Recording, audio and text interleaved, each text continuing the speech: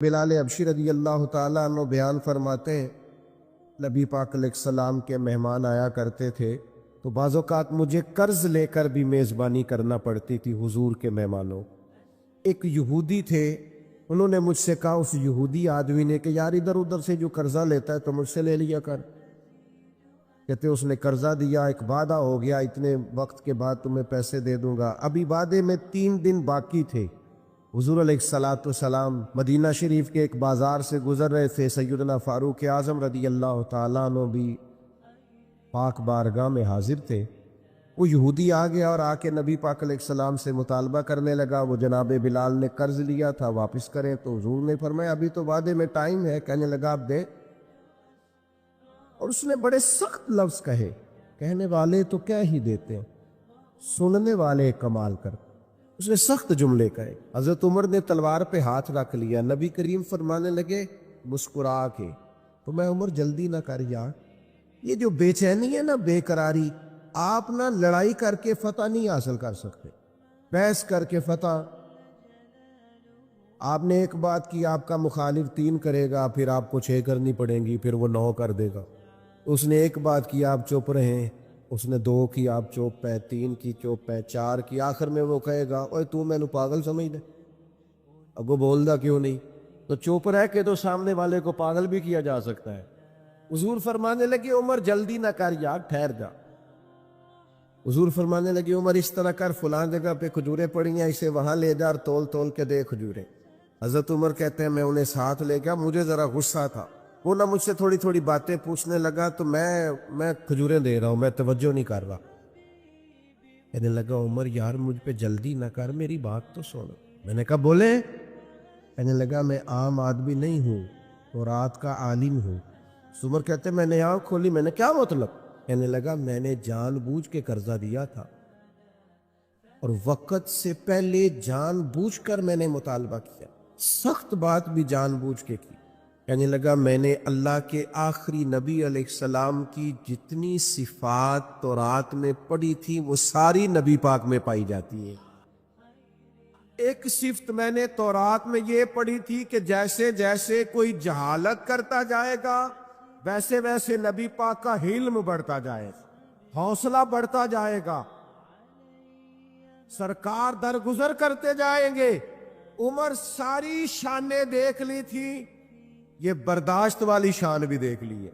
حضرت عمر سے وہ کہنے لگے اب اس طرح کریں، مجھے ساتھ لے جائیں، نبی پاک سے معافی بھی لے کے دے دے اور حضور کا کلمہ بھی پڑھوا دے۔ جن لوگوں کے دل نرم ہوتے ہیں، جن کو ترس زیادہ آتا ہے، مخلوق کے حق میں جن کے مزاج میں نرمی ہوتی ہے، جو دوسروں کے لیے رحمت کے اور کرم کے جذبات رکھتے ہیں، وہ لوگ بھی اللہ کو بڑے پسند ہیں۔ نبی پاک سید عالم صلی اللہ تعالی علیہ وسلم نے 2 جملوں میں بات ختم کر دی، 2 جملوں میں فرمایا تم زمین والوں پہ رحم کرو، اللہ تم پہ رحم فرمائے گا۔ لیکن اگر تمہارے دل کے اندر جذبات رحمت کے نہیں ہوں گے، ایسا کہ معاشرے میں دیکھا جا رہا ہے، کوئی نہ کوئی درندگی کی خبر روز پڑھنے کو مل جاتی ہے، اتنا سخت بھی کوئی انسان ہوتا ہے کہ وہ دوسرے کو قتل ہی کر ڈالے، مار ہی ڈالے وہ کسی کو، کس طرح سے اس کا ہاتھ کانپتا نہیں، دل لرزتا نہیں، آنکھیں اس کی پریشان نہیں، بندہ ہی مار دیا اس نے۔ اور کتنا وہ سخت ہو گیا ہے جس نے دوسروں کے بچوں کے گلوں میں زہر اتار دیا، یہاں تک کہ دوائی تک نقلی بیچنی شروع کر دی، یہاں تک کہ لوگوں نے ملاوٹ کر کے لوگوں کے گھر اجاڑنے شروع کر دیے۔ اتنی بے سختی ہوتی ہے، کیا کبھی کسی کے گھر کی روشنی چھین کر بھی اپنے گھر میں اجالا ہو سکتا ہے؟ لیکن لوگ سخت گیر سے سخت گیر ہوتے چلے جا رہے ہیں۔ یاد رکھیں جب انسان کے دل میں نرمی کے جذبات ہوتے ہیں تو پھر اللہ بھی اس کے اوپر رحمت فرماتا ہے۔ حضرت اقرا بن حابس رضی اللہ تعالیٰ عنہ سے ابھی ہے، وہ فرماتے ہیں کہ میں نبی پاک صلی اللہ علیہ وسلم کی خدمت عالی مرتبت میں حاضر ہوا تو حضور بچوں کے ساتھ بیار کر رہے تھے، بڑا مصروف وقت ہے نبی پاک صلی اللہ علیہ وسلم، بڑی مصروفیت ہے صبح سے شام تک، شام سے صبح تک۔ ایک لمحہ بھی محبوب پاک کے پاس ایسا نہیں جس میں حضور علیہ السلام کچھ دیر کے لیے آرام کریں، لیکن ان لمحات میں سے بھی وقت نکال کر حضور بچوں سے پیار کرتے۔ ہمارے ہاں تو یہ فیشن بنتا جا رہا ہے نا اب کہ بھئی یہ تو مزاج کے خلاف ہے کہ میں دفتر میں تھا، میں خانقاہ میں تھا اور بچہ پاس آ گیا تو بہت بڑی مصیبت بن جائے گی۔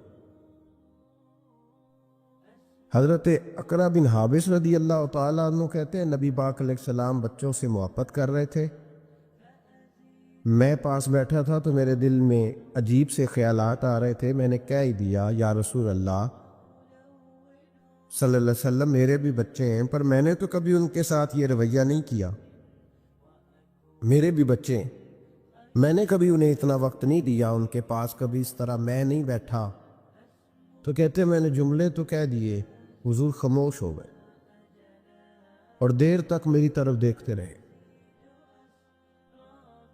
اور پھر میرے محبوب نے دو مختصر جملے کہے اور میرے ذہن کی ساری سوچوں کو ہی بدل دیا۔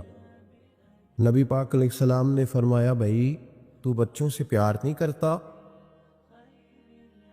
یا رسول اللہ اس طرح میں وقت نہیں دیتا۔ تو نبی پاک نے فرمایا اگر اللہ نے تیرے دل سے رحمت کھینچ لی ہے تو بتا پھر میں کیا کروں؟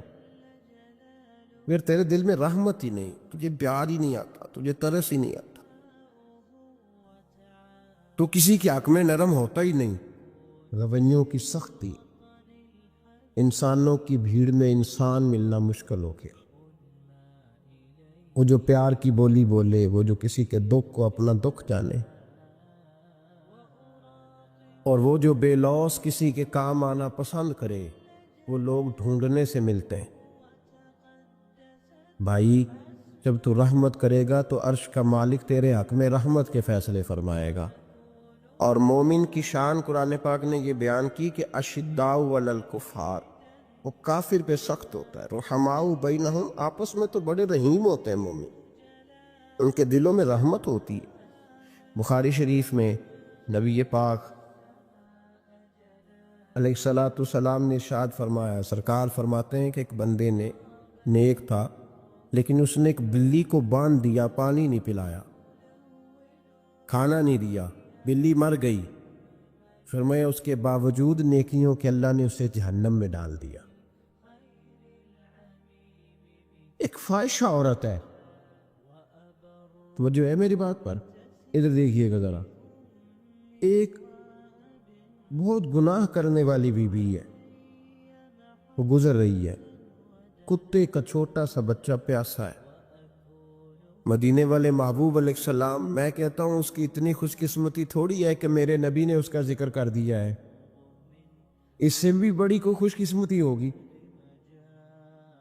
محبوب پاک علیہ السلام ارشاد فرماتے ہیں کہ وہ عورت گزر رہی تھی تو کنویں کے کنارے سخت گرمی کے موسم میں کتے کا بچہ پیاسا۔ لوگ یہاں بلا وجہ الجھ جاتے ہیں، کہتے ہیں ساری زندگی انسان گناہ کرے اور کتے کے بچے کو پانی پلائے تو بخشا جائے۔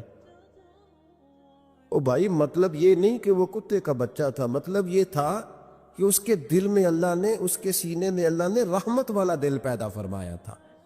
اور انسان کی نہیں، وَلَٰكِن يَنظُرُ إِلَىٰ قُلُوبِكُمْ، رب جب دیکھتا ہے تو وہ دل دیکھتا ہے، تو اس کے سینے میں جو دل تھا وہ رحمت والا تھا، سخت گیر نہیں۔ کتے کا بچہ پیاسا، کنویں کے کنارے، گرمی بڑی سخت، گزرنے جاتے لوگ، اپنا بچہ اسی کے آگے، اور جس کو دکان پہ رکھا ہے اس کو کہا پیسے نہیں لینے، پکڑ سائیکل، لا سودا، جلدی جا، دھوپ ہے تو پھر کیا ہوا، تو نے میرے سے 8,500 پورا نہیں لینا، اپنا بچہ چھپا کے رکھا ہے، گزر رہی ہے، بچہ دیکھ لیا، کتے کا بچہ پیاسا، لکڑی کے جوتے اس خاتون نے پہنے تھے، اس نے اپنے دوپٹے کو پھاڑ کے 2 حصوں میں کیا، اور پھر اس نے وہ اپنا جوتا لکڑی کا کنویں کے اندر لٹکایا، اور پانی نکال کے تو یوں کر کے جب وہ بچے کے منہ میں اڈیل رہی تھی تو عرش کا مالک راضی ہو رہا تھا، اس کو پیدا کرنے والا رب راضی ہو رہا تھا۔ اور میرے حبیب فرماتے ہیں چند قطرے اس بی پی نے اس کے منہ میں پانی کے کیا انڈیلے، خدا کی رحمت کو جوش آیا، فرمایا فرشتوں اس کے غلام والی لسٹ ساری پھاڑ دو، میں نے اسے جنت دینے کا فیصلہ فرما لیا ہے۔ عزیزو یاد رکھیں، محمود غزنوی رحمت اللہ تعالی علیہ سے کسی نے کہا تھا کہ آپ شروع سے ہی رئیس اعظم ہیں؟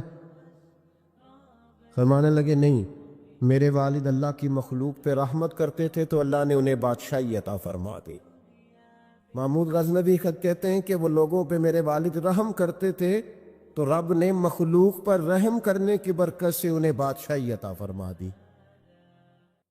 محمود غزنوی کے والد جو تھے سبکت الدین ان کا نام تھا، تو شکار کے بڑے شوقین تھے، شکار کرنے کے لیے جنگل میں جایا کرتے تھے، کچھ بیچا کرتے تھے، کچھ کھا لیا کرتے تھے۔ کہتے ایک دن میں صبح گیا، شام تک میں نے شکار ڈھونڈا پر مجھے کوئی چیز نہ ملی، عصر کا وقت ہو گیا تو میں نے ایک ہرنی کا بچہ میرے ہاتھ آیا، میں نے فٹافٹ اس کو اپنے اٹھا کے گھوڑے کے آگے رکھا اور میں نے سر پٹ گھوڑا دوڑا دیا، بچہ بڑا پیارا تھا، اس کو لے کے میں تیزی سے جنگل سے نکلا کہ کہیں شام نہ ہو جائے۔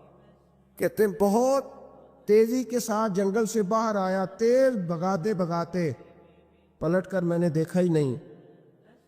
جب سارا جنگل گزر گیا، آبادی آئی، ذرا سستانے کے لیے میں رکا، میں نے پلٹ کے دیکھا تو وہ ہرنی جس کا میں بچہ اٹھا کے لایا تھا وہ بھی میرے پیچھے پیچھے بھاگی آ رہے۔ کہتے میں نے پلٹ کر اس کی طرف دیکھا تو اس جانور کی آنکھوں میں عجیب سی میرے حق میں عجیب سی گزارش تھی، گویا ماں منت کر رہی تھی کہ میرا بیٹا واپس کر دے۔ کہتے میرا یہی کاروبار تھا، جانور لانا، کچھ بیچنا، کچھ کھانا، شکار کرنا، یہی میرا کاروبار تھا، یہی میرا شغل تھا، یہی میرا شوق تھا، اور صبح سے شام تک ایک بچہ میرے قابو آیا۔ سبکتگین کہتے ہیں کہ اس ماں کی آنکھوں میں عجیب سا، یہاں تو ہمارے دیہاتی ماحول میں آج بھی یہ رسم پائی جاتی ہے، ناراض ہو گئی اماں، ساری رات وہ بیدار رہی، بچے پالے اس نے، تو سسر صاحب کہتے ہیں پکڑ لو بچے، بھگا دو اس کو، اللہ سے ڈر نہ، تو بچوں کو ماں سے جدا کر رہا ہے، سوچا ہی نہیں، رکھ لو بیٹا اور بیٹی اور اس کو چلتا کرو، خود ہی تڑپے کی تو آ جائے گی۔ محمود غزنوی کے والد کہتے ہیں اس ماں کی آنکھوں میں نے جب وہ تجسس دیکھا تو ایک منٹ میں نے فیصلہ کیا۔ کہتے ہیں بچہ میں نے زمین پہ چھوڑا اور بچہ دوڑ کے ماں کے پاس چلا گیا، ماں نے اسے لے کے ٹانگوں میں اس کو چوما، اس سے پیار کیا، ہرنی پیار کرنے لگی۔ فرماتے پھر میں نے دیکھا کہ وہ ماں بیٹا جنگل کی طرف چلے، تھوڑا سا آگے جا کے تو وہ ہرنی پھر لوٹ آئی، میری طرف اس نے دیکھا، یوں لگا جیسے میرا شکریہ ادا کر رہی، اور کہتے ہیں اس کی آنکھوں میں نے عجیب سی روشنی دیکھی، وہ تو لوٹ گئی، پر جتنا سکون مجھے آج ہوا زندگی میں پہلے کبھی نہیں ہوا تھا۔ مجھے یوں لگا جیسے وجود کے سارے بوجھ اتر گئے، میں گھر گیا، وضو کی اور عشاء کی نماز کی نیت، عصر مغرب تو رستے میں ہو گئی، عشاء کی نماز پڑھی تو اتنا لطف سجدے میں آیا جتنا پہلے کبھی نہیں آیا تھا۔ کہتے اسی وضو میں، عشاء کے وضو میں سو گیا، میری آنکھ لگی تھی کہ مجھے مدینے والے رسول کا دیدار نصیب ہو گیا، محبوب پاک علیہ السلام میری خواب میں آئے اور حضور نے فرمایا تو نے آج اللہ کی مخلوق پہ رحم کیا ہے تو رب نے تجھے اپنی مخلوق کا سربراہ بنانے کا فیصلہ فرما لیا ہے، اب بادشاہیاں تیرے ہاتھ میں آئیں، اب تو بادشاہ بنے گا اور اللہ کی مخلوق کو آگے لے کر کے چلے گا، ان کی رہنمائی اور پیشوائی تو کرے گا۔ ایک خاتون کے لیے میں ہمیشہ دعا کرتا ہوں، حج کے ایک سفر سے میں واپس لوٹ رہا تھا تو PIA کی ایک بہن ملازمہ، اس کو مجھے جب یاد آتی ہے تو میرے دل سے دعا نکلتی ہے۔ بوڑھے بوڑھے لوگ حج کرنے جاتے ہیں تو میں نے دیکھا کہ وہ خاتون ان کو پکڑ کے لاتی، سیٹ پہ بٹھاتی، بیلٹ نہیں باندھ لاتا تو بیلٹ باندھتی، پھر ان کو پوچھتی کہ آپ کو کوئی تکلیف تو نہیں، اور پھر ان کی زبان میں ان سے گفتگو کرتی اور ان کو سمجھاتی سامان سارا رکھ لیا ہے، اور پھر جب اتر رہے تھے تو وہ دیکھتی کہ بوڑھا کون ہے ان میں سے، کمزور کون ہے، وہ خاص کر اس کے پاس جاتی. میری طبیعت ابھی کی بات ہے، میں جا رہا تھا تو ایک سامنے میرے شخص، تھوڑی دیر پہلے میں راہ والی کی طرف جا رہا تھا تو ایک ساتھی میرے سامنے موٹر سائیکل سے گزر رہا ہے، تو سڑک پہ جتنے لوگ کھڑے تھے انہیں سب کے پاس بریک لگائی، بھائی جانا ہے تو آ جاؤ بیٹھ جاؤ. اور آگے جا کے آؤ بھائی کہاں جانا ہے، ایک آدمی کو بٹھایا تو آگے چھوڑا. اب وہ کر گیا جو اس نے کرنا تھا، ہو گئی بات، لیکن خطبہ جمعہ میں اس کا ذکر ہو رہا ہے، یہاں اس کا ذکر ہو رہا ہے. تو بات تو مختصر سی ہے نا، بات تو چھوٹی سی ہے تو تیرے 2 جملے ہے، تو چھوٹی سی تیری بات کہ بابا جی آؤ میں آپ کو سڑک کراس کرا دیتا ہوں، بیٹھ جائے میرے ساتھ، کہاں جانا ہے. اتنی لمبی بات نہیں بھائی، لیکن شرط یہ ہے کہ تیری طبیعت میں نرمی ہو، شرط یہ ہے کہ تجھے اللہ کی مخلوق سے پیار ہو، تو ان پہ ترس کھائے، تو ان کے لیے توجہ کے جذبات رکھے، تو تھوڑا سا ان کے ساتھ رویہ اپنا ٹھیک کرے. امام غزالی رحمۃ اللہ تعالی علیہ طریقت میں، تصوف میں، منطق میں، فلسفے میں، حدیث میں، تفسیر میں، ہر جگہ امت کی رہنمائی کرنے والی شخصیت. امام غزالی رحمۃ اللہ علیہ وصال کر گئے. ایک آدمی آپ سے بڑی محبت کرتا تھا، وہ کہتا مجھے امام صاحب خواب میں ملے. تو میں نے کہا حضور انتقال کے بعد آپ پہ کیا گزری؟ تو فرمانے لگے میں نے اپنے رب کو بڑا ہی کریم پایا ہے، میں نے اپنے مالک کو بڑا ہی مہربان پایا ہے، وہ بڑا معاف کرنے والا ہے. تو فرمانے لگے، میں نے عرض کی کہ حضور آپ نے دین کی نوکری بڑی کی، خدمت بڑی کی، کتابیں لکھی، درس، تدریس، واعظ، نصیحت، تبلیغ، بڑا کچھ کیا، اس سبب سے اللہ نے آپ کو معاف کیا. تو امام غزالی فرمانے لگے نہیں بھائی، سبب تو کوئی اور چیز بنی ہے. کہ وہ کیا؟ تو امام صاحب فرمانے لگے میں ایک دن تحریر لکھ رہا تھا تو اپنا قلم میں نے سیاہی میں ڈبویا، گرمی بڑی شدید تھی، جب اس قلم کو میں لکھنے کے لیے اٹھا رہا تھا نا تو ایک مکھی آ کے بیٹھ گئی اور وہ سیاہی چوسنے لگی. میرے دل میں خیال آیا بیچاری پیاسی ہے، چلو اچھے طریقے سے چوس لینا، اس کی گرمی تھوڑی ٹھنڈی ہو جائے تو میں دوبارہ سے سیاہی لگا لوں گا.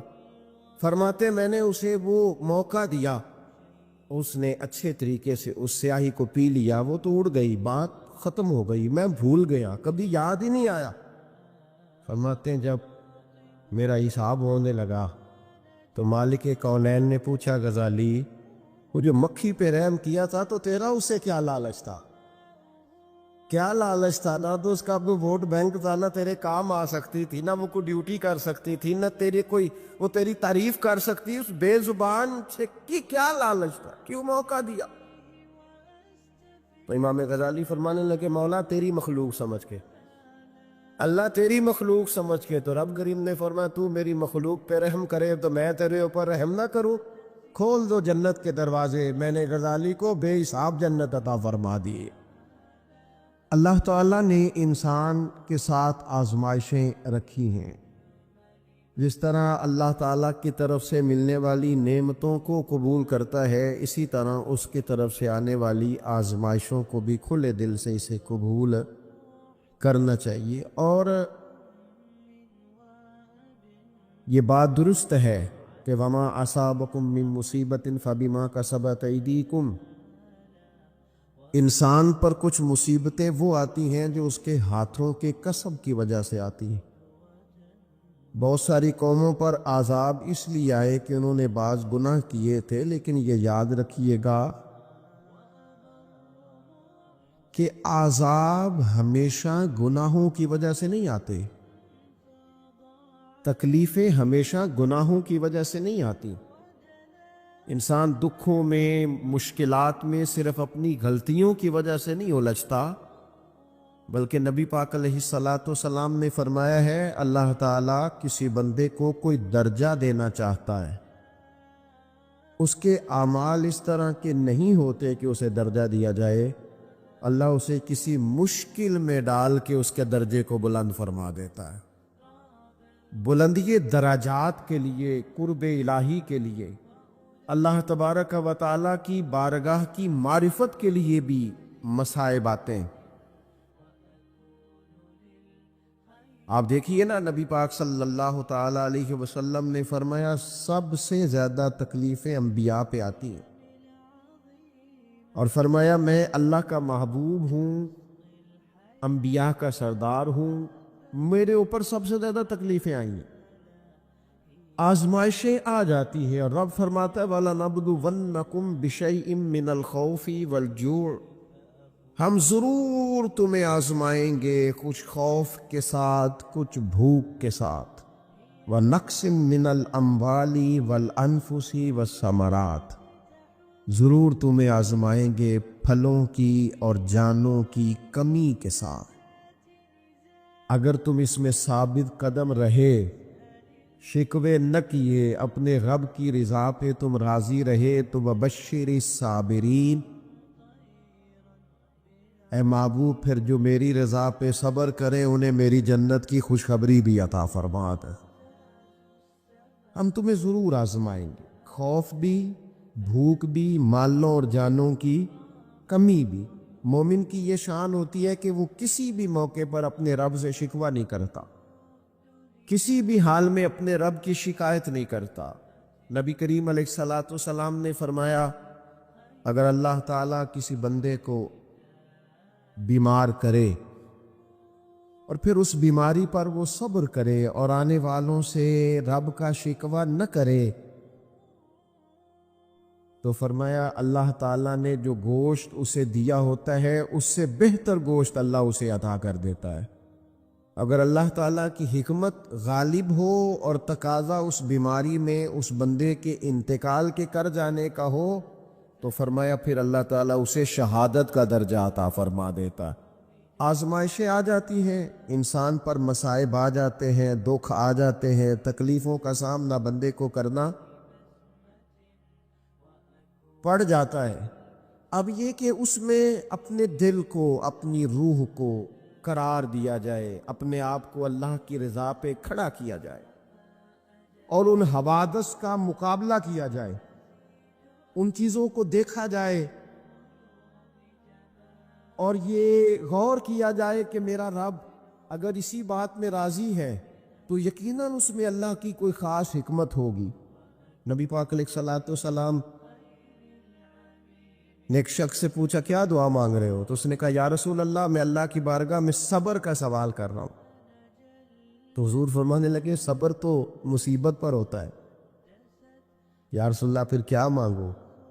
آپ ان جملوں اور لفظوں کی گہرائی کو سمجھیں، صبر کے لیے تو پہلے مصیبت آئے گی، پھر صبر آئے گا۔ تو یا رسول اللہ کیا مانگو؟ فرمایا تو رب سے عافیت مانگ۔ مانا کیا ہے؟ مصیبت آئے کیوں؟ اللہ تجھے اپنی حفاظت کے حصار میں لے لے، وہ وقت ہی کیوں آئے کہ جب تیری طبیعت الجھ جائے، جب تو پریشان ہو جائے، جب تو اللہ سے عافیت مانگنا۔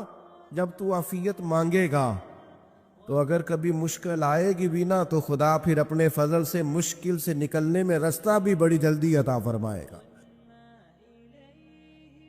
ہمارا یہ مزاج بن گیا ہے کہ ہم اپنے حق میں ایسی چیزوں کا سوال کر رہے ہوتے ہیں جو کئی دفعہ ہمیں مل جائیں تو ہمارا نقصان کرے۔ قرآن حکیم ایک جگہ پہ اللہ کریم نے فرمایا ہے کہ اگر سب لوگوں کو مال دے دوں تو بغاوت کریں، فساد ہو جائے۔ کیا مانا کہ اپنا نقصان کر بیٹھے لوگ۔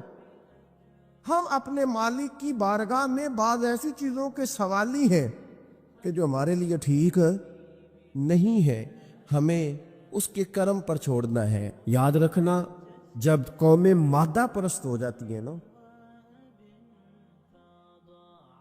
جب وہ ہر چیز کو پیسے میں تولتی ہیں اور پہلے اپنا نفع دیکھتی ہیں، پھر وہ معاشرہ انسانوں کا معاشرہ نہیں رہتا، وہ تاجروں کا معاشرہ ہوتا ہے۔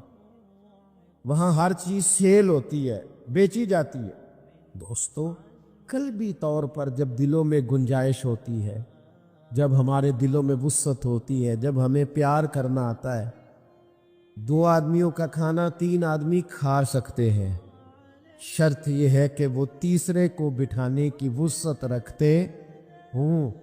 4 آدمیوں کا کھانا 5 آدمی کھا سکتے ہیں، شرط یہ ہے کہ ان کے دلوں میں گنجائش موجود ہو۔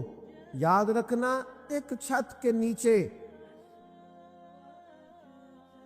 ایک ہی گھر کے اندر 4-5 خاندان گزارا کر سکتے ہیں، شرط یہ ہے کہ ان کے دلوں میں گنجائش موجود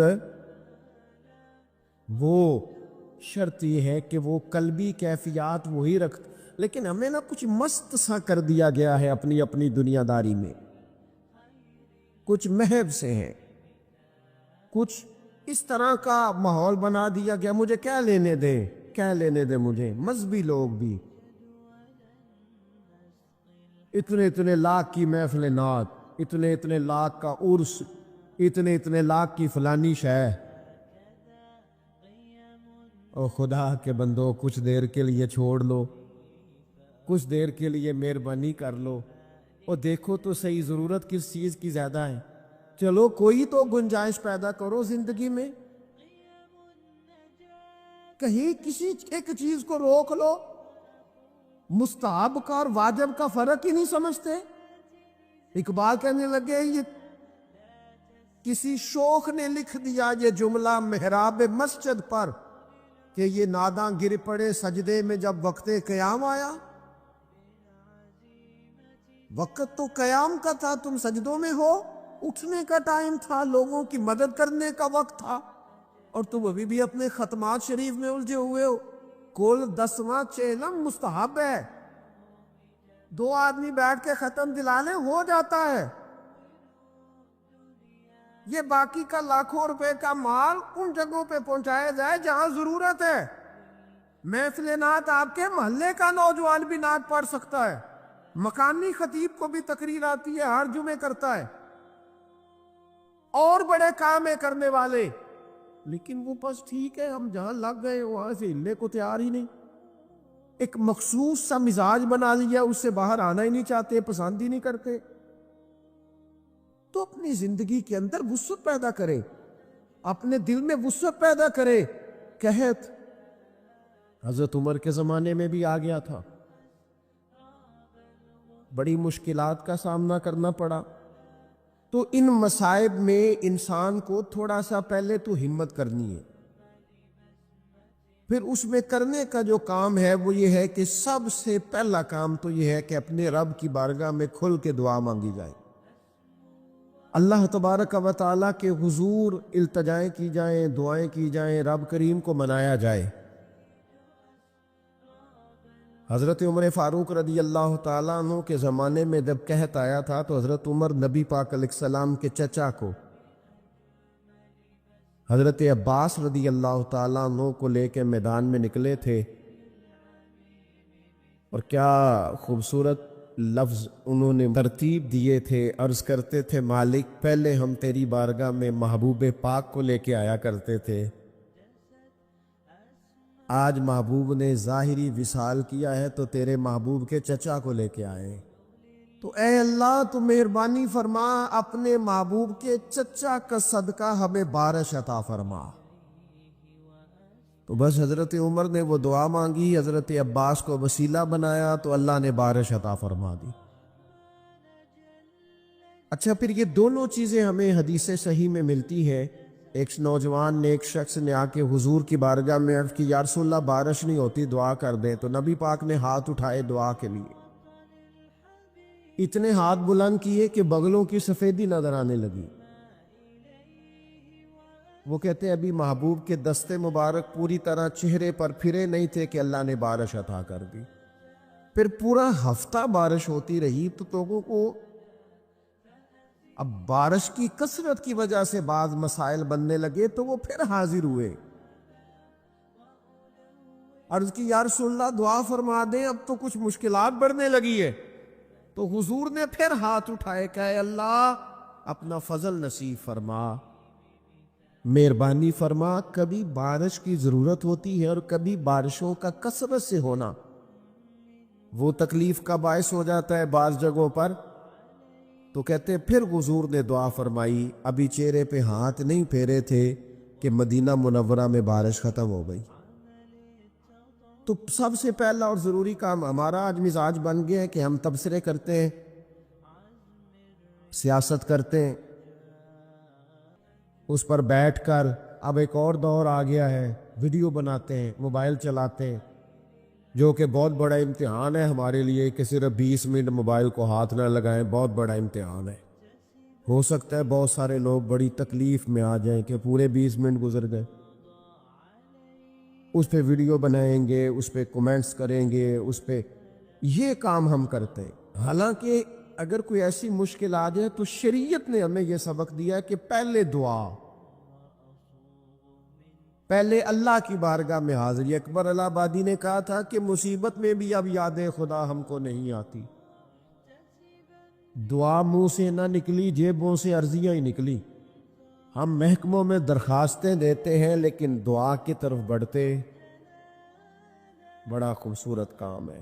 سب سے پہلے تو یہ کریں کہ وہ جو ہمارے بھائی تکلیف میں ہیں، مجبوری میں ہیں، ان کے لیے اپنے رب کی بارگاہ میں عرض کریں کہ مالک، قدرتوں کا مالک تو تو ہے، ہر چیز تو تیرے دست کرم میں ہے، اور تو کریم اتنا ہے کہ بندوں پہ تو غضب نہیں زیادہ فرماتا، رحمت ہی زیادہ فرماتا ہے، اور تیری رحمت تیرے غضب پر غلبہ رکھتی ہے، اس لیے مالک تو کرم فرما، اور یہ جو لوگ ہیں تو انہیں اپنے فضل سے ہی آسانی عطا فرما تاکہ اس مشکل سے نکل آئیں۔